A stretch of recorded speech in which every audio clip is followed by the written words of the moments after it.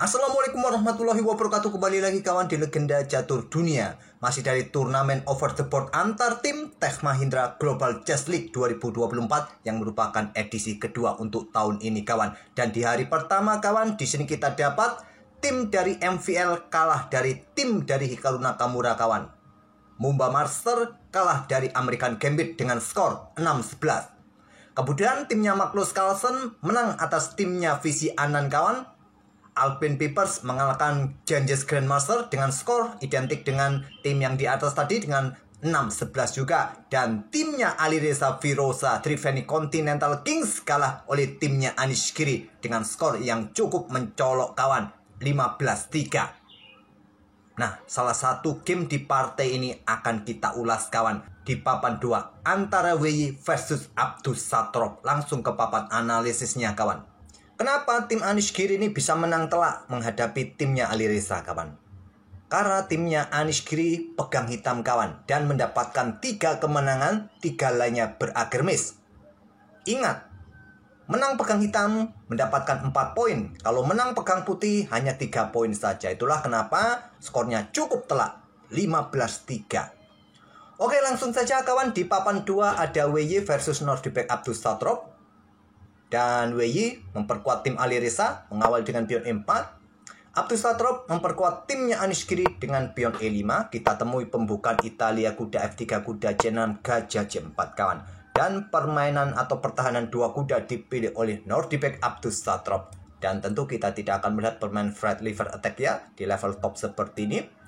Pion D3 perkuat posisi pion center seperti biasa.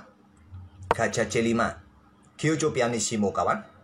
Pion C3 pilihan utama, atau kalian bisa rokade terlebih dahulu baru pion C3, merupakan jalur-jalur utama pembukaan Italia variasi Gyujo Pianissimo atau pertahanan 2 kuda. Pion C3, pion D6. Nah, di sini paling banyak gajah B3 kawan terlebih dahulu, ataupun kuda B ke D2 atau rokade. 3 pilihan yang paling populer di posisi ini. Atau mungkin dengan pion B4 ya. Tapi tidak dengan WY. Langsung keluar di jalur sampingan gajah G5. Pin kuda yang biasa dijab dengan pion H6 kawan. Tapi pion A6 dimainkan oleh Abdus Satrov. Berikan ruang bagi gajah untuk bersembunyi seperti biasa. Juga nanti menghadang pergerakan pion-pion di sisi menteri ini kawan. Dan juga untuk mencegah gajah ini manuver ke petak B5 saat ada serangan. Kuda B ke D2 pilihan dari WY kawan. Di sini ada gajah A7. Kemudian rokade WY, Abdus Satrov rokade juga. Pion A4 untuk berikan ruang ya pergerakan bagi gajah kalau ada serangan kuda. Nah, di sini kuda langsung manuver ke petak E7 menawarkan kuda F6-nya kawan. Tentu harapannya diterima kawan. Dan raja bergeser, lajur G bisa dimanfaatkan oleh bentengnya, tak perlu khawatir nanti kuda juga bisa membantu pertahanan kalau ada serangan di lajur G juga. Tantangan ditolak melangkah kuda H4. Sikat kawan. Nah, menteri bisa keluar nanti menyusul. Untuk tekan petak G6 nanti ya. Di sini ada gajah yang pin pion bisa berbahaya. Jadi gajah G4 terlebih dahulu dari Nordibek Abdus Satrov. Tidak memberikan kesempatan keluar menteri kawan. Menteri ke E1. Raja H8 menghindari diagonal panas dari gajah sniper. Begitu juga dengan rajanya WY, Raja H1. Kuda F mundur ke G8 kawan untuk menghindari sniper dari gajah gelap putih ini. Apakah persiapan juga bermain dengan pion F-nya nanti? Di sini kita lihat pion H3, gajah mundur ke D7, menteri naik ke E2 sekarang, pion F6, gajah mundur ke E3 untuk blokade serangan dari sniper yang sudah bersembunyi tadi dan menantang pertukaran diterima. Nah, di sini Stockfish menyarankan menggunakan pion F untuk ambil balik dan gunakan lajur F semi terbuka ini. Tapi WY memilih ambil balik dengan menteri. Menteri E8 bersama gajah mengincar pion dan juga ingin keluar kawan ke lajur H. Ada gajah B3 lindungi pionnya terlebih dahulu, menteri H5 dan kuda H mundur ke F3 menghindari serangan menteri. Sekarang Abdus Satrov mulai meluncurkan pion F5-nya. Pion E pukul pion F5, kuda ambil balik ganggu menteri. Menteri G5 menantang pertukaran, ditolak mundur ke petak E8. Ada kuda E4 sekarang, lanjut WY kawan. Di sini kuda F6 menantang pertukaran. Kalau diterima tentu membantu benteng ya, langsung naik. Tentu ditolak. Kuda mundur ke G3 menantang pertukaran di peta G3. Ditahan. Usir menteri terlebih dahulu dengan pion H6. Menteri mundur ke D2 kawan, karena tidak mempunyai ruang yang bagus lagi sih. Di sini tidak ada lagi, jadi mundur ke peta D2. Kuda H5. Ya, kalau kalian terima kuda H5 ini, menteri langsung keluar ya. Kalau kuda di peta F5 ya benteng langsung naik ataupun gajah. Menahan diri, raja naik ke peta H2. Kuda F4, awas. Ada kuda yang cukup merepotkan ini kawan. Menekan peta G2, menekan peta H3. Pastinya ada ide pengorbanan untuk memperlemah kuda di peta F3 nanti. Dan di sini pion D4 lanjut WY untuk membuka permainan di peta pusat. Ya, kalau diterima kawan, tentu kuda ini jatuh ya. Di sini gajah C6 lanjut Abdus Satrop.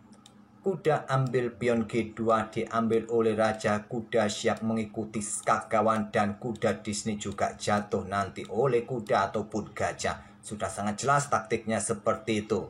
Nah, kita berada di langkah ke-25 kawan. Perbedaan kontrol waktu mulai lebar. Berkisar 5 menit di sini. Abdus Satrop bermain cepat sampai langkah ke-25 ini.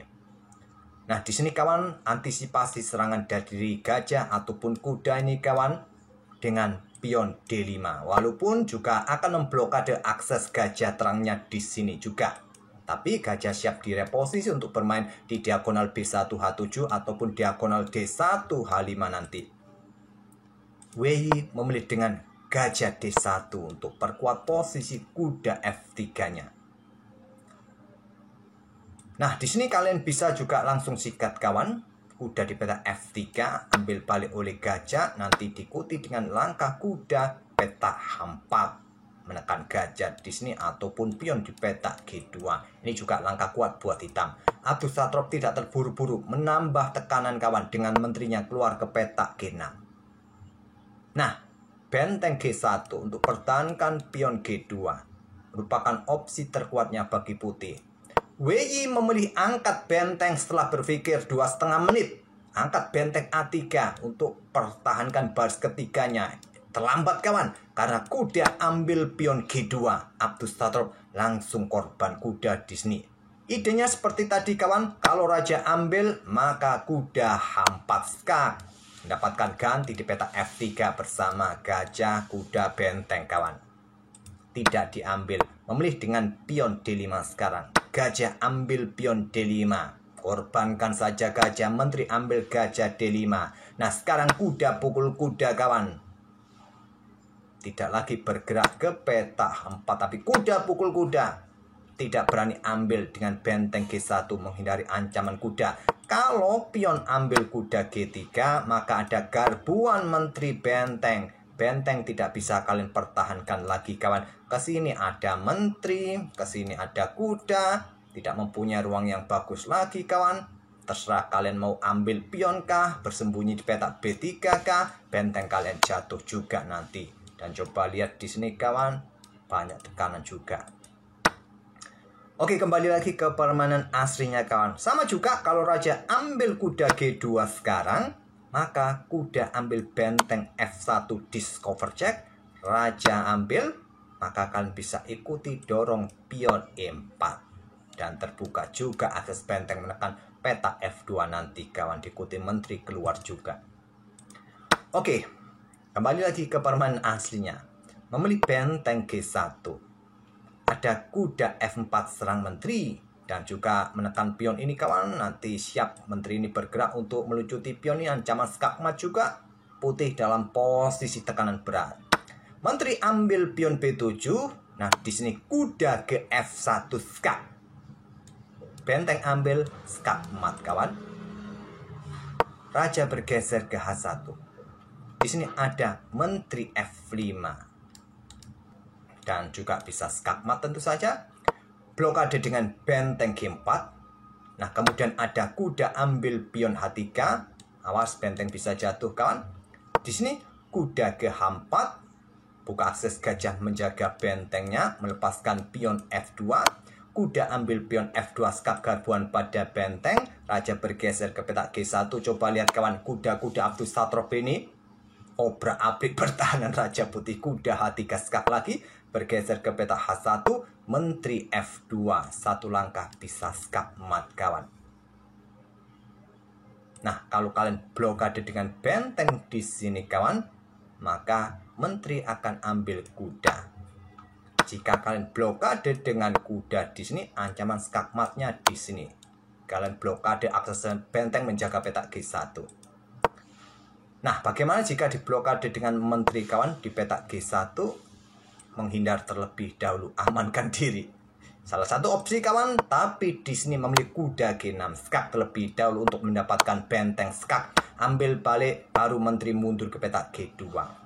Menteri E1, persiapan discover check juga kawan, menyerahkan kuda. Kalau diambil sekarang, maka kuda G3 ya, skak mat ya.